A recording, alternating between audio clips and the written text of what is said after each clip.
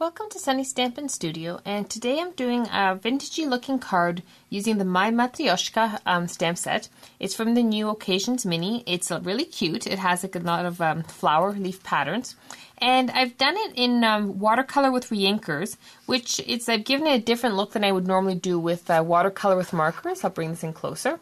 Watercolor with markers, you'll notice I have usually a lot more smoothness to it. This one is a lot more choppy, but I think it kind of adds an interesting look to it. So we're going to be stamping our image with black StazOn onto our watercolor, our SU watercolor paper. And I'm just going to color in the middle one over here, or the number 2, for the ease of simplicity and time. I want to make sure that I can show you the steps, and each one is done exactly the same.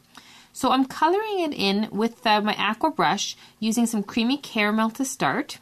Now, I'm not going to list all my colors all at once. I'll name them as I'm using them, but there's a complete list of supplies on our website, which you'll see the website address at the top right-hand corner of the screen. Okay, and I'm just going to color this in. If I need more water, I just gently push on the sides like this. I don't want it to be a flood of water. I just want a light wash of water. Okay, now remember, you want to color the whole area and you want each layer to dry before applying the next. I'm leaving her face blank because I'm going to do that one in Blush Blossom. Okay, so I've applied my first layer and we're just going to let it dry now.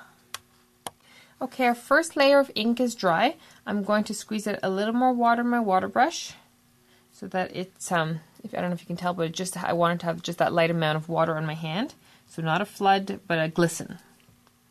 I'm going to pick up a little bit more of my creamy caramel, and I'm going to darken the left-hand side because I've decided that that's where my shadow is going to be.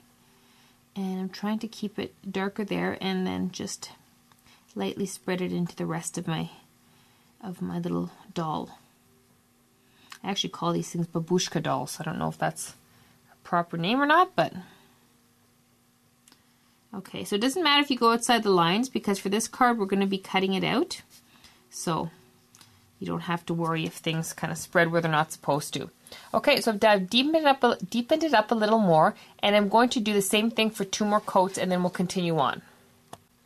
Okay, so as you can see, I've added in another 2 layers. My third layer was creamy caramel again, and then a touch of chocolate chip just to add a little extra darkness along the left-hand edge. Now I'm going to be moving to just a regular brush. Stampin' Up! Used to carry some really nice quality brushes. Unfortunately, they don't anymore. I find the aqua brush it doesn't really cut it for the really fine detail. It often lets leak too much water. I mean, you can do it if you're careful, but I like to be safe. So I get these brushes. They're about $4 something from any craft store. And I'm going to pick up a little bit of rose red with it, and making sure my image is completely dry, or where it's wet is going to leach the color towards it. I'm going to just color in lightly, starting my flowers. Now, so this one is the Regal Rose. I don't know if I gave you the right name, but anyways, it's Regal Rose. And I'm just coloring it in lightly. I'd rather build up color than add a whole bunch of darkness all at once, because you can add a little bit more dimension this way.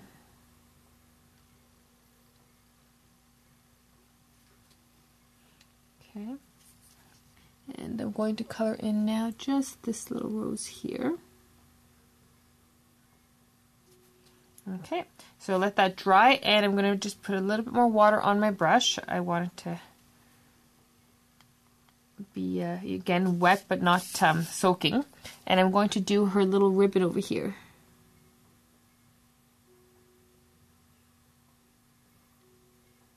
Okay.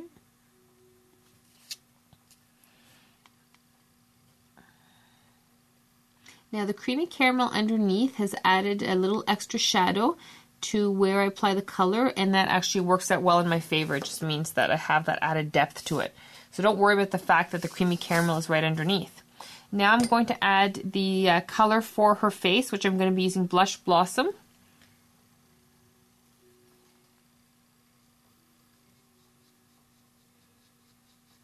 Color in her face. Now you can see when I stamped this with StazOn onto the watercolor paper, the black hair didn't really take very well. Don't worry about it. You can go over that with some black Stampin' Up! Marker, and we'll deepen that up afterwards. So we're going to let her face dry, And the roses are pretty much dry now, so I can go on to the next layer of color. I'm going to go to a little bit of Melon Mambo, and I don't want it too dark. I'm going to add a little more water and then... Okay. I'm going to add it to kind of the little center area over here. Just add a little bit of shadow with my Melon Mambo.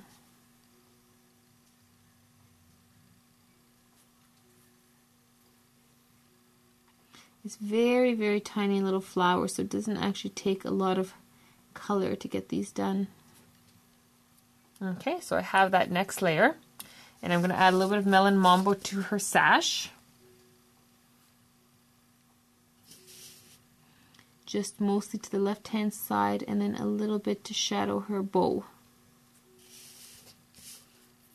Okay, so we're going to let that one dry. And excuse me.